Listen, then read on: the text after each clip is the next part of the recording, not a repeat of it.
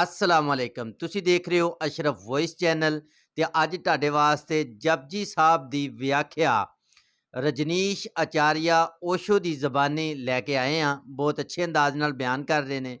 ਬਹੁਤ ਸਾਰੇ ਦੋਸਤਾਂ ਦੀ ਫਰਮਾਇਸ਼ ਤੇ ਇਸ ਵੀਡੀਓ ਨੂੰ ਲਿਆਂਦਾ ਗਿਆ ਹੈ ਤੇ ਇਸ ਵੀਡੀਓ ਨੂੰ ਆਪਾਂ ਐਂਡ ਤੱਕ ਸੁਣਨਾ। ਬਹੁਤ ਆਨੰਦ ਮਿਲੇਗਾ, ਬਹੁਤ ਰਸ ਮਿਲੇਗਾ, ਬਹੁਤ ਗਿਆਨ ਮਿਲੇਗਾ।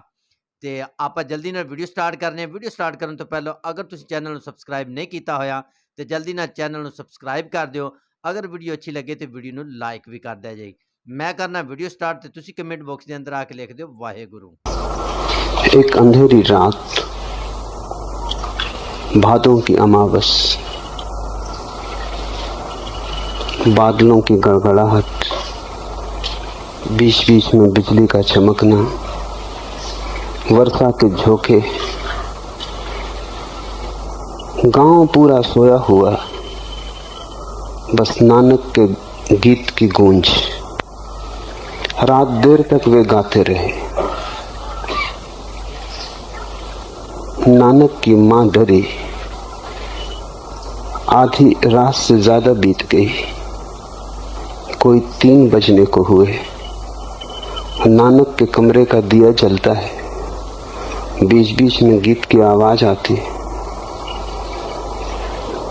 नानक के द्वार पर नानक की मां ने दस्तक दी और कहा, बेटे अब सो भी जाओ, रात करीब करीब जाने को हो गई।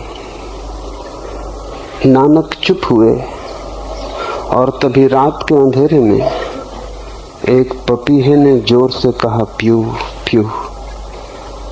नानक ने कहा, सुनो मां, अभी पपीहा भी चुप नहीं हुआ, अपने प्यारे की पुकार कर रहा है, तो मैं कैसे चुप हो जाऊं? इस पपीहे से मेरी होड़ लगी है। जब तक ये गाता रहेगा, पुकारता रहेगा, मैं भी पुकारता रहूंगा। और इसका प्यारा तो बहुत पास है, मेरा प्यारा बहुत दूर है। जन्मों जन्मों गाता रहूं तो ही उस तक पहुंच सकूंगा। रात और दिन का हिसाब नहीं रखा जा सकता है। नानक ने फिर गाना शुरू कर दिया। नानक ने परमात्मा को गा गा कर पाया। गीतों से पटा है मार्ग नानक का, इसलिए नानक की खोज बड़ी भिन्न है।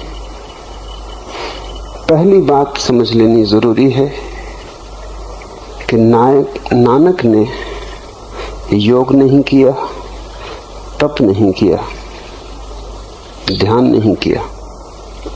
नानक ने सिर्फ गाया और गाकर ही पा लिया। लेकिन गाया उन्होंने इतने पूरे प्राण से कि गीत ही ध्यान हो गया, गीत ही योग बन गया, गीत ही तप हो गया। जब भी कोई समग्र प्राण से किसी भी कृत्य को करता है, वही कृत्य मार्ग बन जाता है। तुम ध्यान भी करो अधूरा अधूरा तो भी ना पहुंच पाओगे। तुम पूरा पूरा पूरे हृदय से, तुम्हारी सारी समग्रता से एक गीत भी गा दो, एक नृत्य भी कर लो, तो भी तुम पहुंच जाओगे।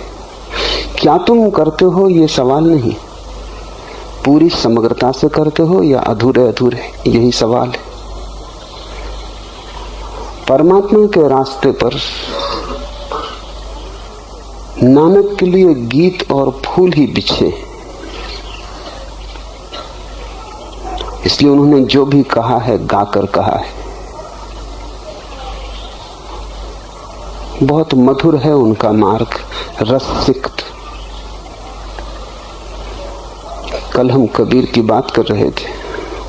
सूरत कलारी भई मतवारी, मधवा पी गई बिन तौले। नानक वही है जो मधुआ को बिना तौले पी गए, फिर जीवन भर गाते रहे। ये गीत साधारण गायक के नहीं, ये गीत उसके हैं जिसने जाना है। इन गीतों में सत्य की भनक, इन गीतों में परमात्मा का प्रतिबिंब है। दूसरी बात, जप जी के जन्म के संबंध में जिस भादों की रात की मैंने बात कही तब नानक की उम्र रही होगी कोई 16-17। जप जी का जन्म हुआ तब उनकी उम्र थी 36 वर्ष 6 माह 15 दिन।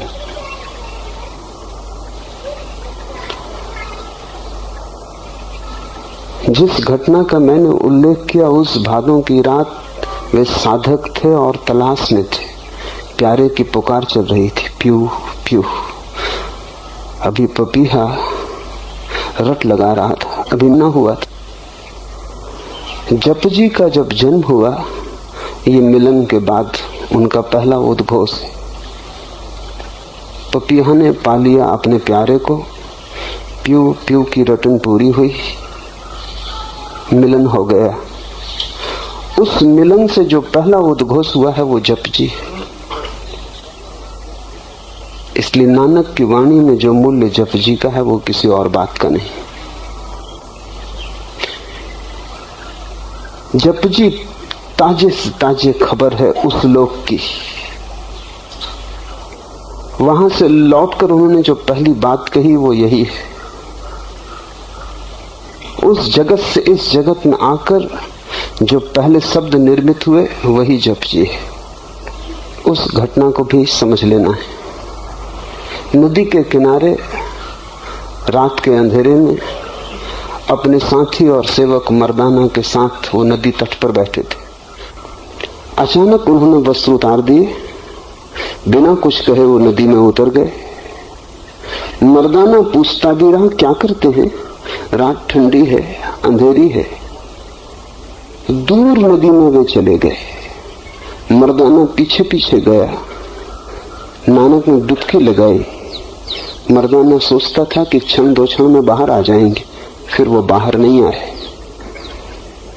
10-5 मिनट तो मर्दाना ने राह देखी, फिर वो खोजने लग गया कि वो कहां खो गए। फिर वो चिल्लाने लगा, फिर वो किनारे किनारे दौड़ने लगा कि कहां हो, बोलो, आवाज दो। ऐसा उसे लगा कि नदी की लहर लहर से एक आवाज आने लगी, धीरज रखो, धीरज रखो। पर नानक की कोई खबर नहीं। वो भागा, गांव गया, आधी रात लोगों को जगा दिया। भीड़ इकट्ठी हो गई। नानक को सभी लोग प्यार करते थे। सभी को नानक में दिखाई पड़ती थी कुछ होने की संभावना। नानक की मौजूदगी में सभी को सुगंध प्रतीत होती थी। फूल अभी खिला नहीं था, पर कली भी तो गंध देती है। सारा गांव रोने लगा, भीड़ इकट्ठी हो गई, सारी नदी तलाश डाली। इस कोने से उस कोने लोग भागने दौड़ने लगे, लेकिन कोई पता न चला। 3 दिन बीत गए। लोगों ने मान ही लिया कि नानक को कोई जानवर खा गया, डूब गए, बह गए, किसी खाई खंड में उलझ गए। मान ही लिया कि मर गए। रोना पीटना हो गया। घर के लोगों ने भी समझ लिया कि अब लौटने का कोई उपाय न रहा। और 30 दिन रात अचानक नानक नदी से प्रकट हो गए। जब वे नदी से प्रकट हुए तो जप जी उनका पहला वचन, ये घोषणा उन्होंने की, कहानी ऐसी है, कहता हूं कहानी। कहानी का मतलब होता है जो सच भी है और सच नहीं भी। सच इसलिए है कि वो खबर देती है सच्चाई की, और सच इसलिए नहीं है कि वो कहानी है और प्रतीकों में खबर देती है। और जितनी गहरी बात कहनी हो उतनी ही प्रतीकों की खोज करनी पड़ती है। नानक जब 3 दिन के लिए खो गए नदी में, तो कहानी है कि वे प्रकट हुए परमात्मा के द्वार में।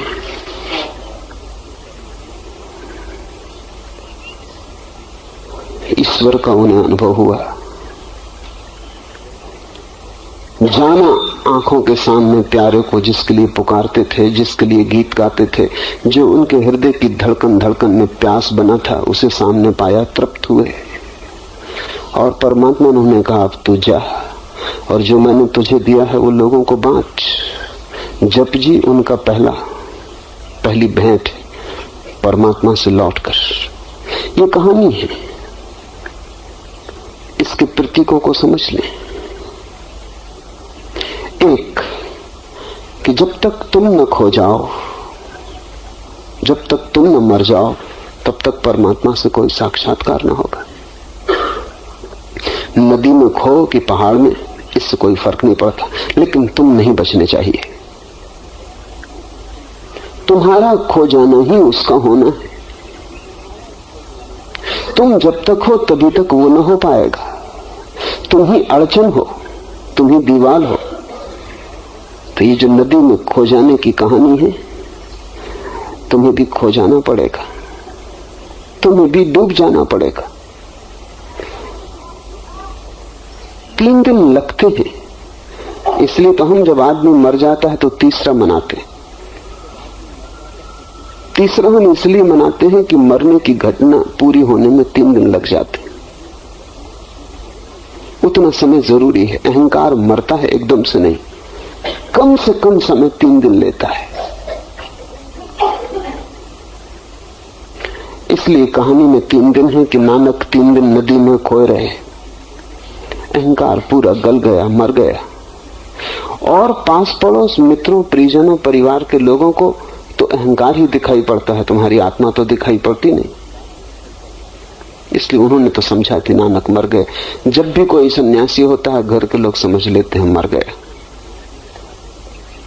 जब भी कोई उसकी खोज में जाता है, घर के लोग मान लेते हैं खत्म हुआ, क्योंकि अब ये वही तो न रहा। टूट गई पुरानी श्रृंखला, अतीत मिटा, अब नया हुआ।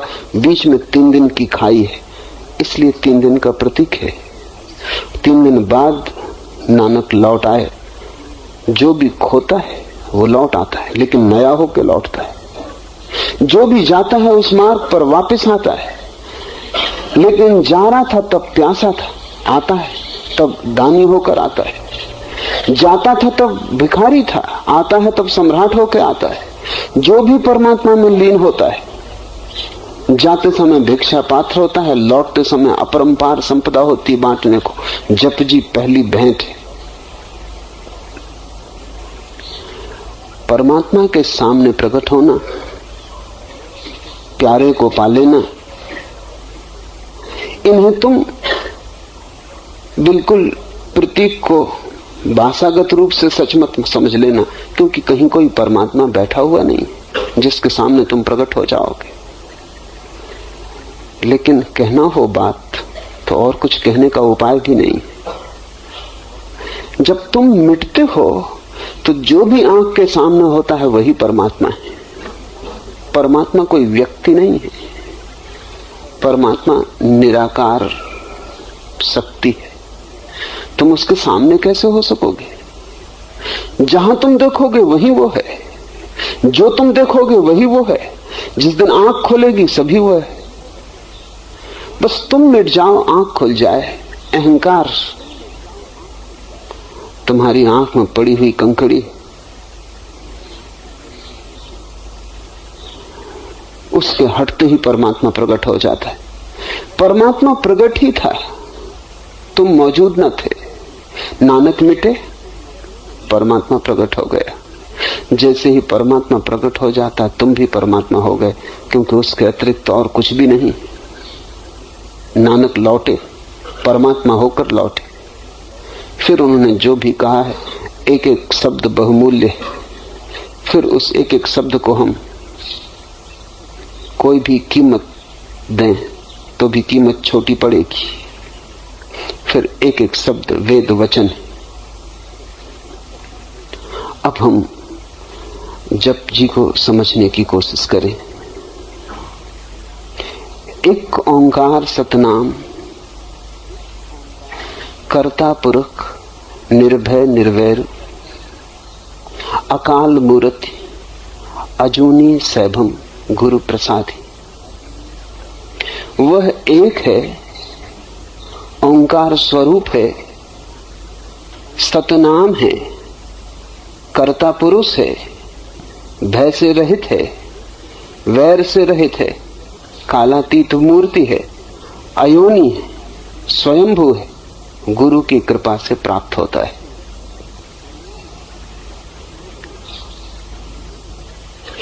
एक है, एक ओंकार सतनाम।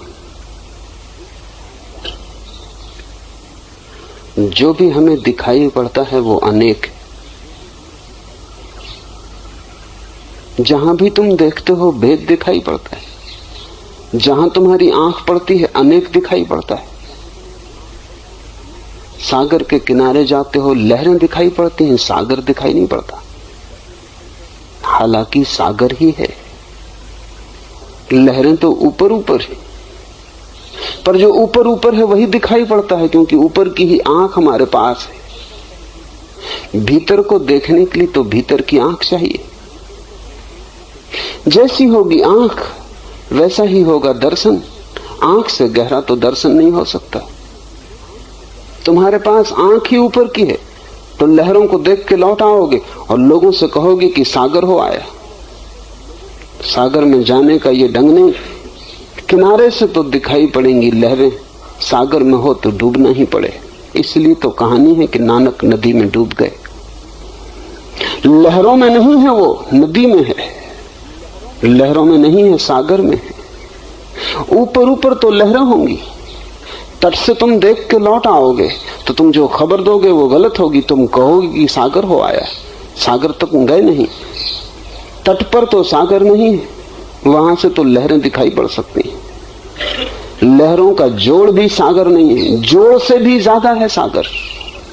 और जो मौलिक भेद है वो ये है कि लहर अभी है, क्षण भर बाद नहीं होगी, क्षण भर पहले नहीं थी। एक सूफी फकीर हुआ जुन्नैद, बहुत प्रेम करता था अपने बेटे को। फिर बेटा अचानक मर गया किसी दुर्घटना में, तो दफना आया। पत्नी थोड़ी हैरान हुई। पत्नी सोचती थी कि बेटा मरेगा तो जुन्नैद पागल हो जाए, इतना प्रेम करता था बेटे को। लेकिन जैसे जुन्नैद को कुछ हुआ ही नहीं, जैसे बेटा मरा ही नहीं, जैसे कोई बात ही नहीं, जुन्नैद वैसा ही रहा। आखिर सांझ होते होते जब लोग विदा हो गए सहानुभूति प्रकट करके, तो पत्नी ने पूछा कि कुछ दुख नहीं हुआ तुम्हें? मैं तो सोचती थी तुम टूट जाओगे, इस बेटे से तुम्हें इतना प्रेम था। जुन्नैद ने कहा कि एक क्षण को धक्का लगा था, फिर मुझे याद आया जब ये बेटा नहीं था तब भी मैं था और खुश था। जब ये बेटा नहीं था तब भी मैं था और खुश था। अब ये बेटा नहीं है तो दुख होने का क्या कारण? फिर वैसे हो गया जैसे पहले था।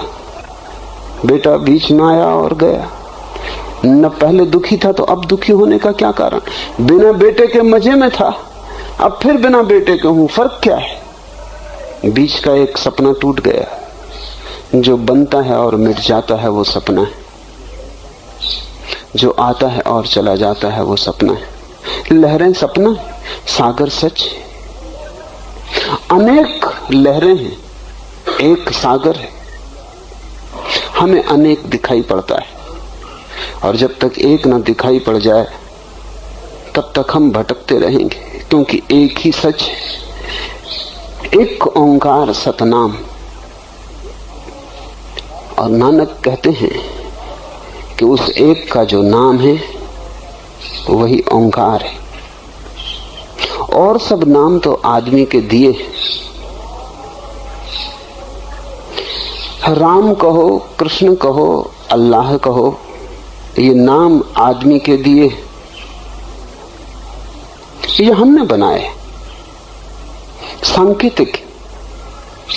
लेकिन एक उसका नाम है जो हमने नहीं दिया, वो ओंकार है, वो ओम है। क्यों ओंकार उसका नाम है? क्योंकि जब सब शब्द खो जाते हैं और चित्त शून्य हो जाता है, और जब लहरें पीछे छूट जाती हैं और सागर में आदमी लीन हो जाता है, तब भी ओंकार की धुन सुनाई पड़ती रहती। वो हमारी की हुई धुन नहीं है, वो अस्तित्व की धुन है, वो अस्तित्व की ही लय है।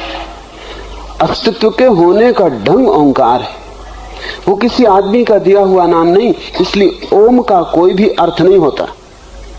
ओम कोई शब्द नहीं है, ओम ध्वनि है, और ध्वनि भी अनूठी है।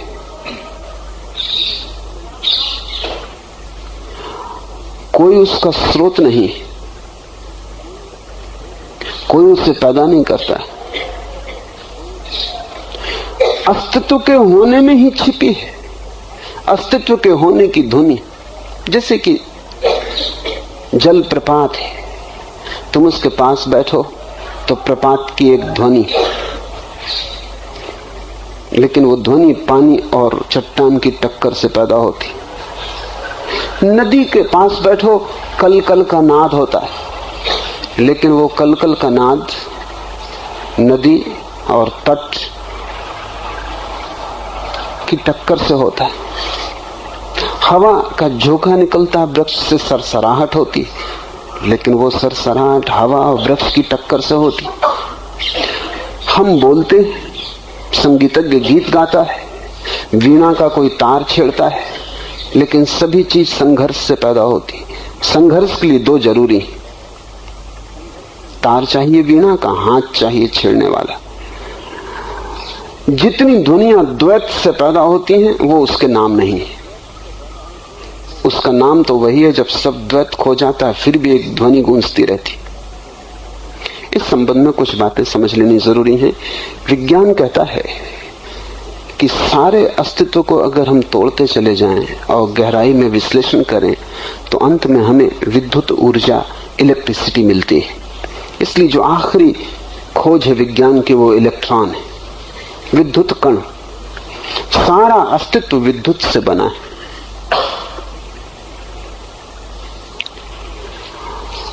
अगर हम विज्ञान से पूछें कि ध्वनि किससे बनी है तो विज्ञान कहता है वो भी विद्युत से बनी है।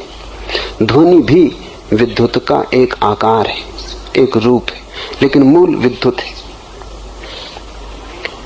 इस संबंध में समस्त ज्ञानियों का विज्ञान से सहमति है, थोड़े से भेद के साथ। वो भेद बड़ा नहीं, वो भेद भाषा का है। समस्त ज्ञानियों ने पाया कि अस्तित्व बना है ध्वनि से, और ध्वनि का ही एक रूप विद्युत है। विज्ञान कहता है विद्युत का एक रूप ध्वनि है, और धर्म कहता है कि विद्युत ध्वनि का एक रूप है। इतना ही फासला है, मगर यह फासला ऐसा ही दिखाई पड़ता है जैसे गिलास आधा भरा हो। कोई कहे आधा भरा है, कोई कहे आधा खाली है। विज्ञान की पहुंच का द्वार अलग है। विज्ञान ने पदार्थ को तोड़ तोड़ कर विद्युत को खोजा है। ज्ञानियों की पहुंच का मार्ग अलग है। उन्होंने अपने को जोड़ जोड़ कर, तोड़कर नहीं, अपने को जोड़ जोड़ कर अखंड को पाया, और उस अखंड में एक ध्वनि पाई है। जब कोई व्यक्ति समाधिस्थ हो जाता है तो ओंकार की ध्वनि गूंजती है। वो अपने भीतर उसे गूंजते पाता है, अपने बाहर गूंजते पाता है। सब सारे लोग उससे व्याप्त मालूम होते। चकित हो जाता है पहली बार जब घटता है, क्योंकि वो देखता है मैं तो बोल नहीं रहा, मैं तो कुछ कर नहीं रहा, ये ध्वनि कहां से आ रही है। तब वो अनुभव करता है कि ये होने की ध्वनि, ये किसी टक्कर से पैदा नहीं हो रही, ये आहत ध्वनि नहीं है, अनाहत नाद है। नानक कहते हैं वही एक उसका नाम है, ओंकार। एसी रजनीश आचार्य ओशो जिन्हां ने जपजी साहब दी ट्रांसलेशन की, जिन्हां ने जपजी साहब दी व्याख्या बयान की, बड़े ही अच्छे अंदाज नाल इन्हां ने बयान की। और गुरु नानक देव जी का यानी इब्तदाई यानी जपजी साहब जिहड़े ने वो किदां प्रगट होए, इहदे बारे च बड़ा तफसीलन दस्या। और दस्या कि जदों 16-17 बरस दे सी गुरु नानक देव जी, उदों मतलब रात नूं रब दा नाम पुकार रहे ने, गा रहे ने, सारी रात लगे रहे ने। ते और 3 वज गए ने ते माँ ने आख्या कि हुण गुरु नानक देव जी ने आख्या कि सो जाओ। सोन लगे तो परिंदा ने आवाज़ कढ़ी, परिंदे ने, ते उस वेले मतलब पूं पूं दी आवाज़ कढ़ी ते गुरु नानक देव जी फिर उठ पे। आख्या कि जिन्ना चिकर ये परिंदा जिहड़ा ये नहीं ये गांदा रहेगा, उन्ना चिकर मैं भी गांदा रहांगा। ये परिंदा जिहड़ा है जिन्हों मिलना चाहता है इहदे करीब है, लेकिन मेरा जिहड़ा परमात्मा जिहड़ा है वो बहुत दूर है, इस वास्ते मैनू बहुत कोशिश करनी पेगी, बहुत ट्राई करनी पेगी। इस वास्ते सारी सारी रात जिहड़े आ वो गुरु नानक देव जी जिहड़े आ वो गांदे रहिंदे। ये उम्र सी 16-17 बरस की। इस तरह 36 बरस के हो गए जदों गुरु नानक देव जी उदों जपजी साहब प्रगट होए। किदां कि मरदाना साहब ते गुरु नानक देव जी मतलब सागर के किनारे बैठे हुए ने। ठंडी रात है, गुरु नानक देव जी चले जाते ने गहराई के अंदर, सागर के अंदर अगे निकल जाते हैं, दूर चल जाते हैं और डुबकी लाते हैं तो गायब हो जाते हैं उतों। तो मरदाना साहब जिहड़े ने उन्होंने उत्थे लभ रहे ने, देखिया अगे पिछे बहुत लभन की कोशिश की, नहीं लभ्या। ये समझे कि कोई जानवर खा गया है या किसी लहर के जिद च आके अगे रुड़ गए ने या किते फस गए ने। जाके पिंड दे विच दस्सिया। सारे लोग गुरु नानक देव जी नूं जिहड़ा है वो प्यार करते सी। बेशक अजे जपजी साहब जिहड़े ने वो प्रगट नहीं होए, ते जिस तरह मतलब फिर भी लोग बहुत प्यार करते सी, बहुत उन्हां नाल रह के आनंद मिलता सी, उन्हां नूं सुकून मिलता सी, अच्छा लगता सी। ते वो इस तरह फिर सारे लोगों ने यह समझा कि गुरु नानक देव जी चलाना कर गए, चले गए ने, या मतलब किसी जगह च फस गए ने या कोई जानवर खा गया। सारे लोग बड़े परेशान सी, वापस आ गए। बड़ी गम दी हालत सी, बड़े अफसोस सी। ते 3 दिन बाद जिहड़ा वो गुरु नानक देव जी दोबारा आ गए और उन्होंने उस वक्त जपजी साहब बयान की। जपजी साहब जिहड़ा वो सुनाई दसी। यानी ये पहली जिहड़ी भेंट सी जिहड़ी गुरु नानक देव जी नूं मिली रजनीश आचार्य ओशो की जबानी, जिन्हां ने ट्रांसलेशन की है इन्हां दे बकौल। ते उस तो बाद मतलब यह कि इत्थों इन्हां ने रजनीश आचार्य ने बड़े अच्छे नुक्ते चुके कि देखो कि समंदर दे अंदर गहराई दे अंदर जाके पहलों मतलब अपने आप नूं मिटाया है। मिटन तो बाद फिर जिहड़ा वो परमात्मा प्रगट होया। परमात्मा मिले। परमात्मा तो पहलों ही मौजूद है, लेकिन बंदा मौजूद नहीं सी। बंदे नूं जदों मतलब अपीयर हुंदा है सामने, तो फिर प्रगट होए, परमात्मा प्रगट होया। तो फिर सब तो पहली भेंट जिहड़ी मिली है वो जपजी साहब दी सी कि कुछ हासिल करने वास्ते रजनीश आचार्य ओशो ने मतलब मुख्तलिफ एग्जाम्पल दी कि अगर कोई मतलब सागर दे कोल जावे और उत्तों ही देख के आ जावे लहरां नूं, ते कहे मैं सागर कोल होया आं, ये गलत है, झूठ मारेगा। हाँ, वो अखां नहीं हैगियां कि जिहड़ियां सागर दी गहराई च जाके उहदी गहराई दा पता लवाए विच की शै। उहदे वास्ते सागर दे अंदर डुबना पेगा, अपने आप नूं मिटाना पेगा, खत्म करना पेगा।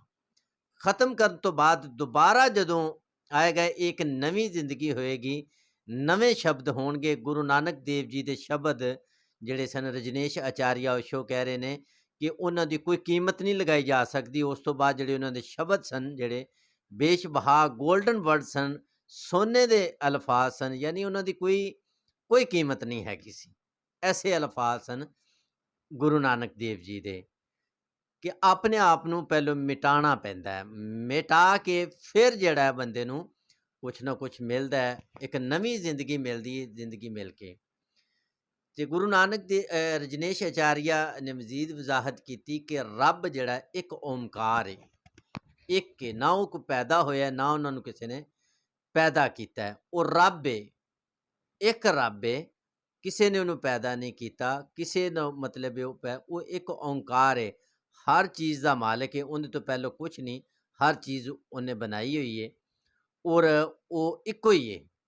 ठीक है, उहदे वास्ते प्रगट करने वास्ते मेहनत करनी पैंदी है। जिवें गुरु नानक देव जी ने मेहनत की थी, सारी सारी रात जपते रहंदे सी, गांदे रहंदे सी। फिर किस तरह मतलब उन्होंने जपजी साहब दी प्रगट किया, उन्होंने अपने आप नूं मिटाया, मिटा के मिटान तो बाद जिहड़ा वो फिर 3 दिनों बाद वापस लौट के जपजी साहब दी भेंट जिहड़ी है वो लोगों नूं सुनाई। सारी तुसी वीडियो सुनी है, तुहानूं भी बहुत मतलब मेरे नाल ज़्यादा समझ आई होएगी। ਤੇ ਬੜੀ ਅੱਛੀ ਵੀਡੀਓ ਸੀ। ਤੁਹਾਨੂੰ ਵੀਡੀਓ ਅੱਛੀ ਲੱਗੀ ਹੋ ਤਾਂ ਵੀਡੀਓ ਨੂੰ ਲਾਈਕ ਕਰ ਦਿਆ, ਚੈਨਲ ਨੂੰ ਸਬਸਕ੍ਰਾਈਬ ਕਰ ਦਿਆ ਜੇ। ਮਿਲਦੇ ਹਾਂ ਇੱਕ ਨਵੀਂ ਵੀਡੀਓ ਦੇ ਨਾਲ।